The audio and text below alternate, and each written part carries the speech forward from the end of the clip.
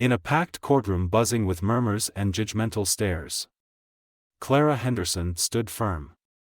A high school sophomore. Her heart racing but her voice steady. Faced the condescending laughter of a seasoned judge. "Let me get this straight," Judge Richard Palmer said, his glasses glinting under the fluorescent lights as he leaned forward. "You, a teenager, are trying to argue constitutional law in my courtroom?"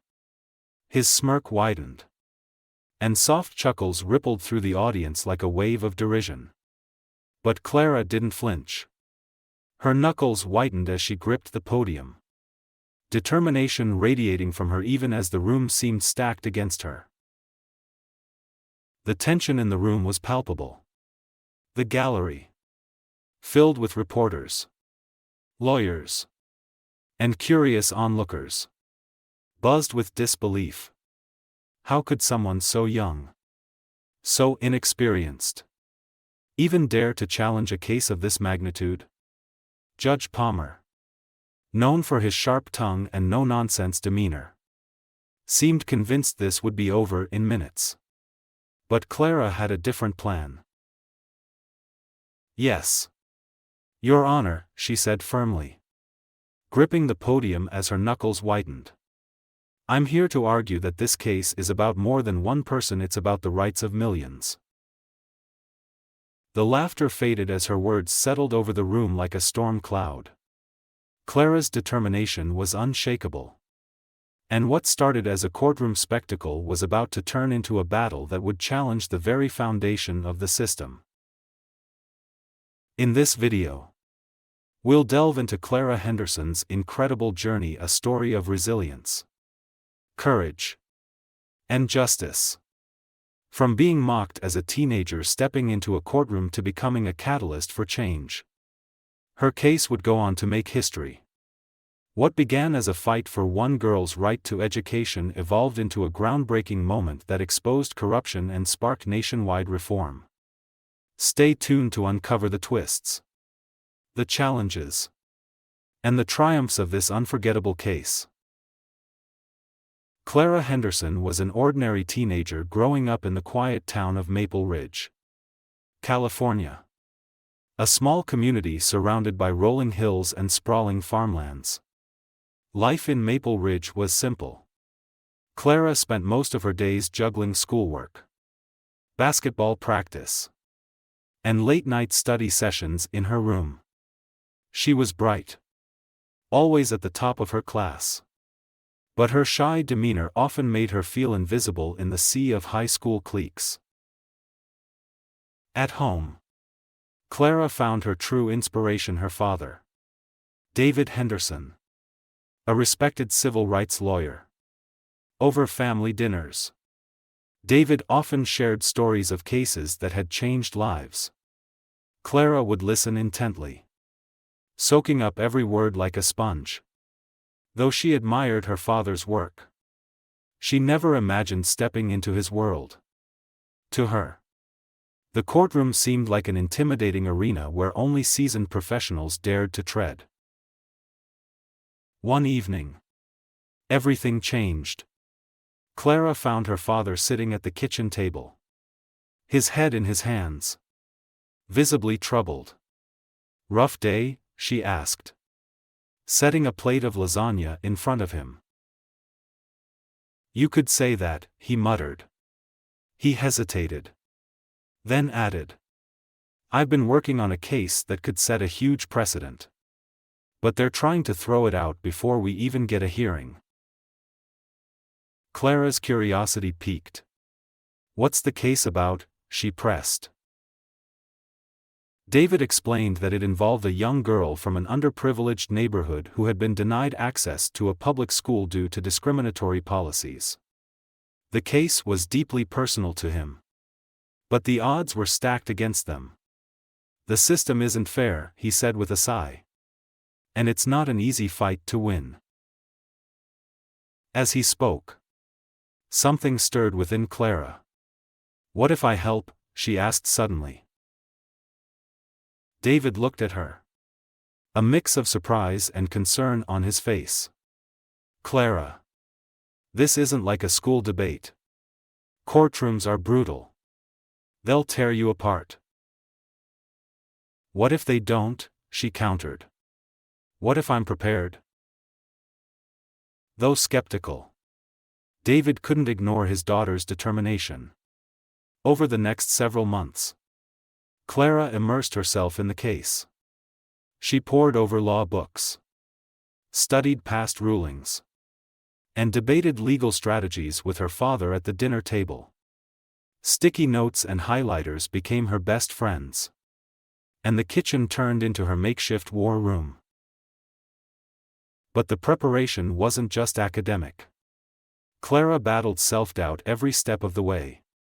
She often worried about whether anyone would take her seriously. "I'm just a kid," she confessed to her father one night. "What if they don't even listen to me?" David placed a reassuring hand on her shoulder. "Clara, the law doesn't care about age. It cares about facts and justice. If you know your case and argue it with conviction, they'll have to listen." Armed with her father's encouragement and her growing knowledge, Clara pushed through her fears. The case was no longer just her father's fight, it had become hers, too. She wasn't just standing up for one girl, she was standing up for every student who had ever been denied their right to an education. Little did Clara know, the battle ahead would test her in ways she couldn't yet imagine. From the quiet streets of Maple Ridge to the bustling halls of the courthouse, her journey was about to begin. The courtroom was packed, its air thick with anticipation. Lawyers, reporters, and curious onlookers crowded into the gallery, eager to witness what many assumed would be a spectacle rather than a serious legal proceeding. At the center of it all stood Clara Henderson, a high school sophomore who dared to argue a constitutional case in front of a seasoned judge. Judge Richard Palmer, known for his no-nonsense demeanor and sharp wit, adjusted his glasses and peered down at Clara. "Miss Henderson," he began, his tone dripping with skepticism. "Are you seriously attempting to argue constitutional law in this court?" His smirk widened as a ripple of laughter spread through the audience. Clara's knuckles whitened as she gripped the podium, but her voice was steady. "Yes, Your Honor," she replied, her tone firm yet respectful. "I believe this case is about more than one student. It's about ensuring that every child, regardless of their background, has access to a fair and equal education." The judge raised an eyebrow, clearly unimpressed. "And I suppose you'll be teaching me the law today?" Clara didn't flinch. "If necessary, Your Honor." The room erupted again, a mix of laughter and murmurs. Judge Palmer slammed his gavel, silencing the crowd. He leaned back in his chair, his expression somewhere between amusement and disbelief. "Very well, Miss Henderson. Impress me." Taking a deep breath, Clara launched into her argument. She outlined how the denial of education to the plaintiff, a young girl from a low-income neighborhood, was not only morally wrong but also a violation of constitutional rights. She cited key precedents, weaving in examples of landmark cases that had shaped educational equity in the past. "This case is not just about one child being denied access to a school," Clara declared, her voice growing stronger. "It's about whether we, as a society, are willing to stand by while systemic discrimination continues to rob millions of students of their futures." As she spoke, the murmurs in the audience began to fade. Some leaned forward, their expressions shifting from amusement to curiosity. Clara's passion was undeniable, and her argument was meticulously constructed. Even Judge Palmer seemed momentarily taken aback. though his skeptical smirk never completely disappeared. Despite the mockery and the odds stacked against her, Clara refused to back down. She held her ground with a quiet strength that belied her age, determined to make her voice heard. Just as Clara was beginning to gain traction, a surprising development shifted the entire dynamic of the case. A representative from the Department of Justice, DOJ, stood up, requesting to present new evidence. This evidence pertains to patterns of systemic discrimination in public schools across the state, the DOJ representative explained. Judge Palmer's eyes narrowed. "Explain." The representative handed over a sealed folder. And as the judge reviewed its contents, the tension in the room was palpable. After a long moment, he looked up, his expression serious. "Miss Henderson," he said, "it appears your case might be part of a much larger issue. Proceed." Clara's pulse quickened. The stakes had just skyrocketed. What had started as a fight for one girl's rights was now tied to allegations of widespread corruption and discrimination in the state's public school system. The revelation from the DOJ added a new layer of complexity to the case. Clara had prepared to argue for one child's right to an education. But now she was standing at the forefront of a potential statewide investigation. The weight of it all pressed down on her as she realized just how significant this case had become.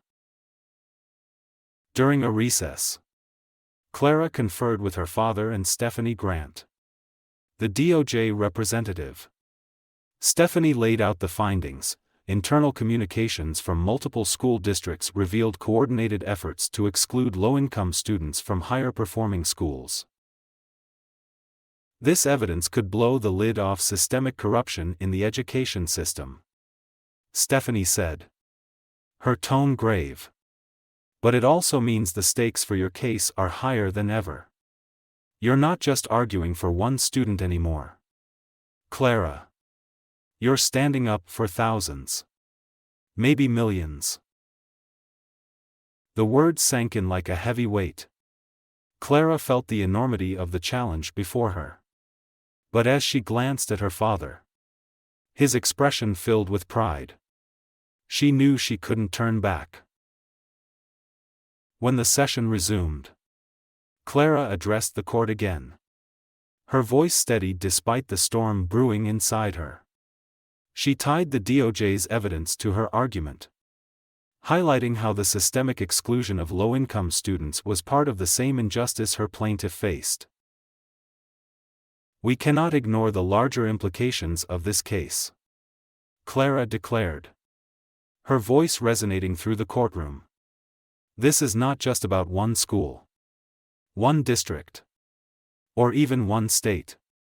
It's about whether we are willing to protect the principles of fairness and equality that this country was built on." The courtroom buzzed with whispers as her words landed. Even Judge Palmer seemed less dismissive, his posture slightly more attentive. By the end of the day, it was clear that the case had grown far beyond its original scope. Clara's courage and tenacity had brought hidden injustices to light. But it also meant she was now up against even greater forces determined to protect the status quo. As she left the courthouse that evening, Clara couldn't help but feel both exhilarated and overwhelmed. She had stepped into the courtroom to fight for one girl's education. But now she found herself at the center of a battle for systemic change. The stakes were higher than ever. And the fight was just beginning. One evening, Clara and her father, David, returned home to find an unmarked envelope waiting on their doorstep. Inside was a typed note: "Back off before you ruin lives, including your own." Clara's hands trembled as she read it. "Dad," she whispered, holding up the letter. "What do we do?" David's expression darkened as he took the note. "We don't let them scare us," he said firmly. Though his protective instincts were clearly at war with his fear for Clara's safety. The threats didn't stop there. Clara faced constant scrutiny from the media and disparaging comments from her opponents. Some labeled her naive, others dismissed her efforts as a publicity stunt. The courtroom itself became a hostile environment, with defense lawyers mocking her arguments and attempting to provoke her. Through it all, Clara leaned on her father for support. In their quiet moments at home, David would remind her of why they were fighting. "You're doing this for something bigger than yourself," he told her one night as they sat together at the kitchen table. "Don't let them take that away from you." Despite the mounting pressure, Clara held her ground. She poured her energy into refining her arguments, determined to prove her detractors wrong. The courtroom was shocked into silence when the Department of Justice revealed its findings: a cache of internal emails and documents that painted a grim picture of systemic corruption within the state's public schools. The evidence was damning: deliberate efforts to falsify enrollment records and exclude low-income students from high-performing schools. Clara's hands trembled as she scanned the documents during recess. "This changes everything," Stephanie Grant, the DOJ representative, said gravely. "This isn't just about one student anymore. This is a coordinated attack on the rights of countless children."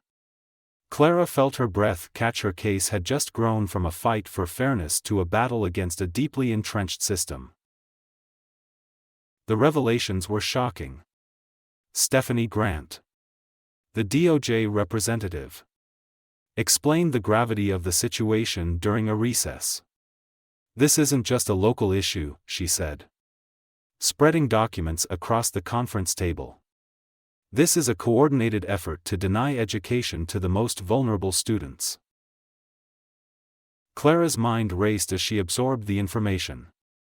She realized that her case was no longer just about one girl's right to an education. It was a gateway to exposing widespread injustice. When the trial resumed, Clara seamlessly integrated the DOJ's findings into her arguments. Standing at the podium, she addressed the court with a newfound sense of purpose. "Your Honor," she began, her voice clear and resolute, "the evidence provided by the Department of Justice confirms what this case has been about from the beginning: the systemic denial of education to low-income students. This isn't just about one district or one school. This is about a pattern of discrimination that goes against everything our Constitution stands for." Her words resonated deeply with the audience. Even those who had doubted her earlier began to nod in agreement, their expressions softening as they saw the passion and conviction behind her arguments. Just as Clara began to gain the upper hand, the defense unveiled a new tactic to undermine her case. They called James Collier, a consultant with ties to the school board, as a witness. Collier took the stand with the confidence of someone used to bending truths to suit his narrative. "The DOJ's evidence is incomplete at best," he said smoothly, his eyes scanning the audience for approval. "This case is clearly being used as a political tool to push a federal agenda." His words, deliberate and polished, seemed to land with precision, casting a shadow of doubt over Clara's argument.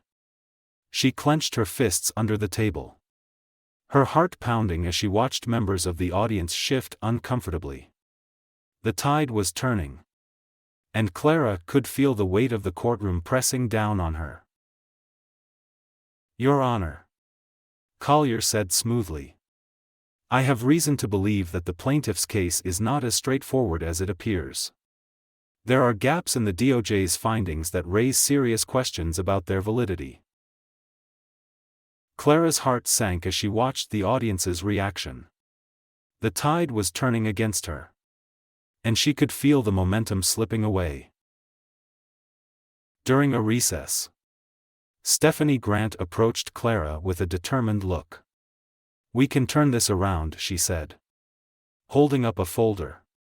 "Collier has a history of lobbying for policies that protect these corrupt practices. If we expose his bias, we can discredit his testimony." When the trial resumed, Stephanie took the floor. She cross-examined Collier, her questions sharp and relentless. "Mr. Collier," she began, "you've worked as a consultant for several school districts, correct?" "Yes," Collier replied confidently. "And isn't it true that your firm has received significant funding from lobbying groups tied to those same districts?" Collier hesitated, his composure faltering for the first time. "I don't see how that's relevant," he said. Stephanie's cross-examination left no room for doubt. When Judge Palmer finally ruled, "The court agrees. Mr. Collier's testimony is hereby stricken," Clara felt a wave of relief wash over her. The defense's key witness had been discredited, and the courtroom shifted uneasily.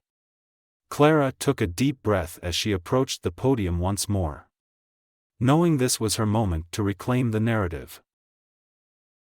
The courtroom erupted into murmurs as Collier slumped in his chair, visibly defeated. Clara felt a surge of relief and renewed determination. With Collier discredited, Clara regained control of her narrative. She returned to the podium, her voice steady and strong. "Your Honor," she said, "this case is about more than just one student. It's about exposing the truth and ensuring that every child has a fair chance at an education."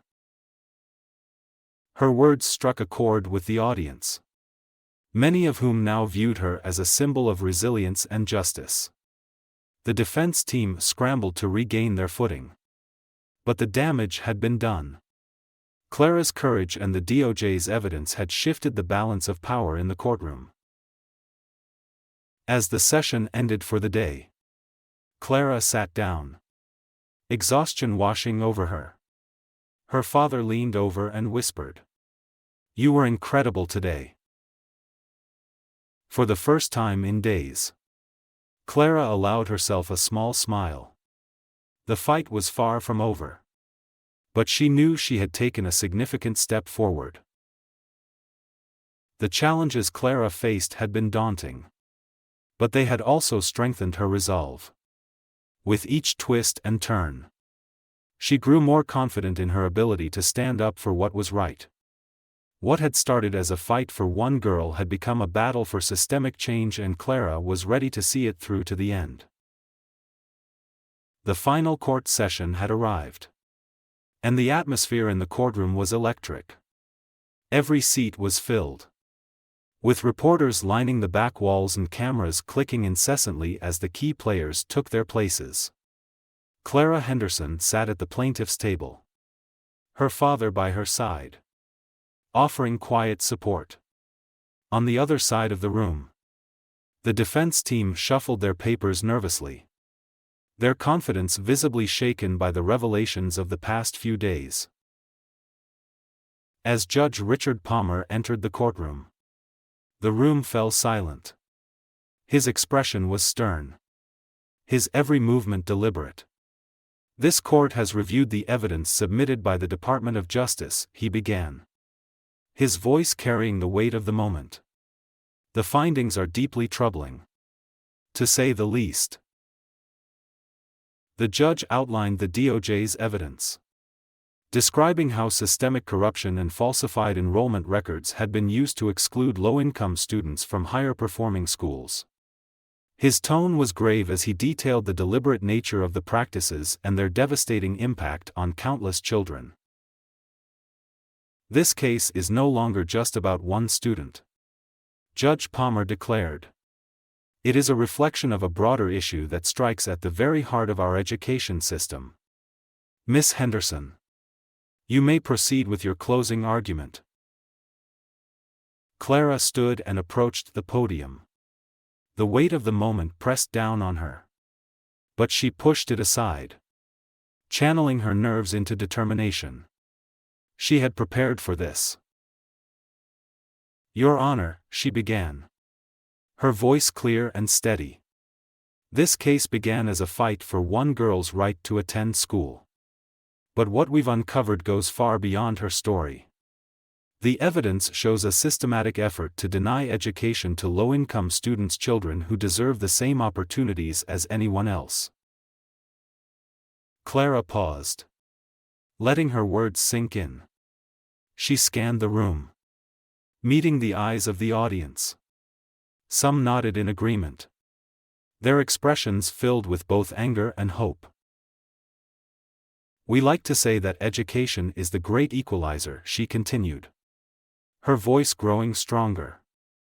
"But how can that be true if we allow discrimination and corruption to dictate who gets access to it? This case isn't just about laws or policies. It's about fairness, equality, and the belief that every child deserves a chance to succeed." Clara then wove the DOJ's evidence into her argument, painting a vivid picture of how the systemic practices uncovered had harmed countless families. She spoke passionately about the plaintiff's story, highlighting the human cost of these injustices. "Your Honor, this court has the opportunity to send a message," Clara concluded. "A message that says we will not tolerate discrimination in our schools. A message that says every child matters.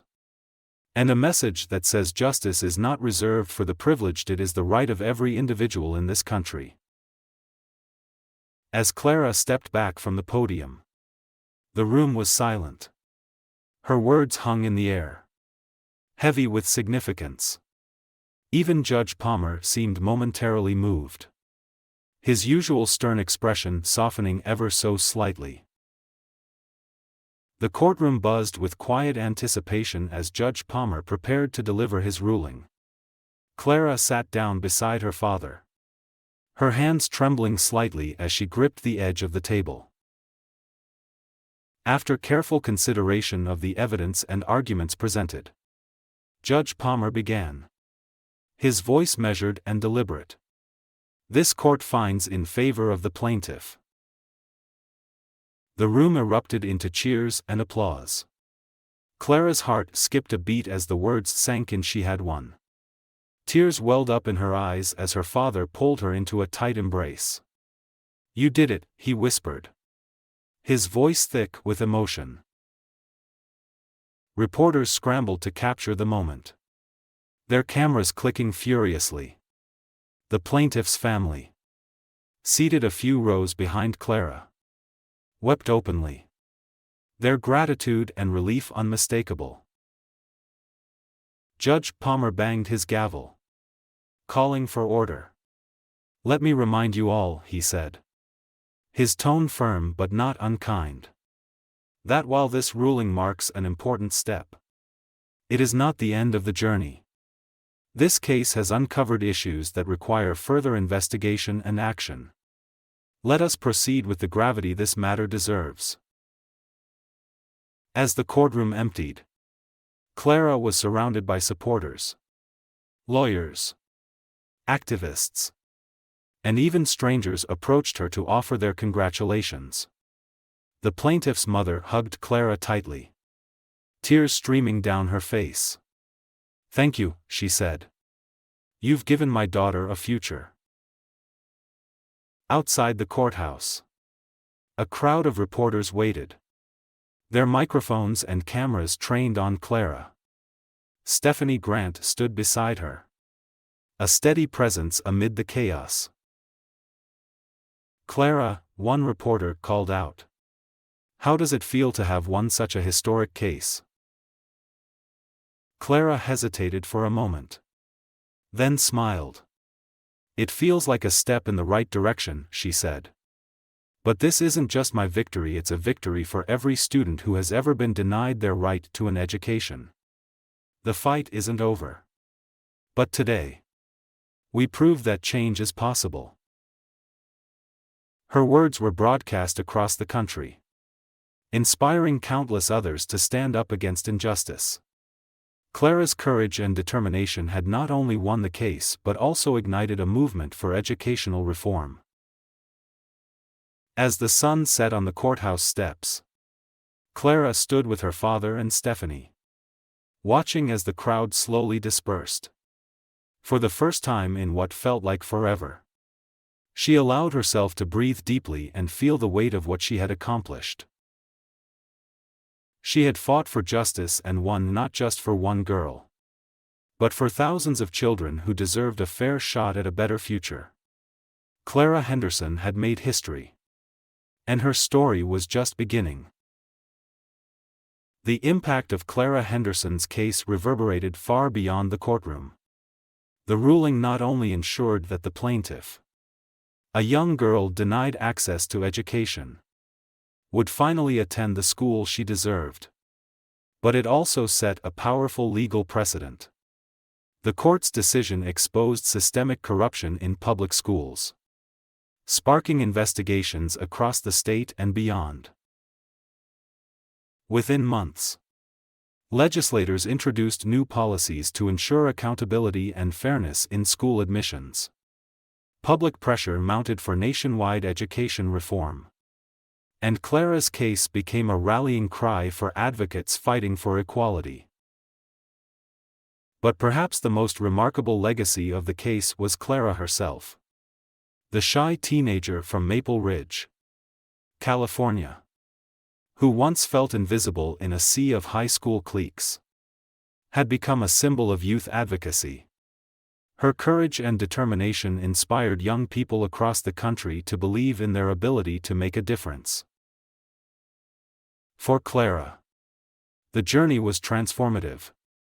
Looking back, she hardly recognized the girl she had been before the case began. The challenges she faced, the opposition, the mockery, and the personal threats had tested her in ways she never imagined. But they had also shaped her into a confident advocate, unafraid to speak up for what was right. "I never thought I'd be the one to make a difference," Clara reflected in a later interview. "But I realized that change doesn't come from waiting for someone else to step up. Sometimes it starts with you." Her story resonated with countless others, and Clara soon found herself speaking at schools, universities, and conferences, sharing her journey and encouraging others to stand up for justice. Clara's case serves as a reminder that change is possible, no matter your age or background. Whether it's standing up against systemic injustice or making a difference in your own community, your voice matters. In the words of Clara herself, you don't have to be an adult to fight for what's right. You just have to believe in something enough to take the first step. The rest will follow. So, what will you fight for? Let Clara's story inspire you to take action and be the change you want to see in the world. Because sometimes, the smallest voices have the biggest impact. Let this case remind us all, justice belongs to everyone. And it's never too early or too late to stand up for what's right. Clara Henderson's journey from a shy teenager in Maple Ridge to a confident advocate for justice is a story of courage, resilience, and the power of belief. What started as a single girl's fight for her right to education transformed into a groundbreaking case that exposed systemic corruption and set a precedent for fairness and equality in schools. Clara's determination inspired a nationwide movement, proving that even the smallest voices can make a monumental impact. Her story reminds us that change often begins in unexpected places with someone willing to take a stand, even when the odds are against them. Clara's bravery not only won the case but also ignited hope and action across the country, encouraging others to fight for what is right. If Clara's story inspired you, don't forget to hit the like button. Share your thoughts in the comments below. And subscribe to our channel for more real-life stories of hope and resilience. By joining us, you'll be part of a community that believes in the power of everyday heroes to make a difference. As we close this chapter, let Clara's journey remind us that courage doesn't have an age limit. Sometimes, the biggest changes start with the smallest voices, Clara said. And her story proves it. Whether you're standing up for justice, helping someone in need, or daring to dream of a better world, your voice matters. You matter. The question is, what will you do with your voice? Thank you for watching. And remember, change begins with you. See you in the next story.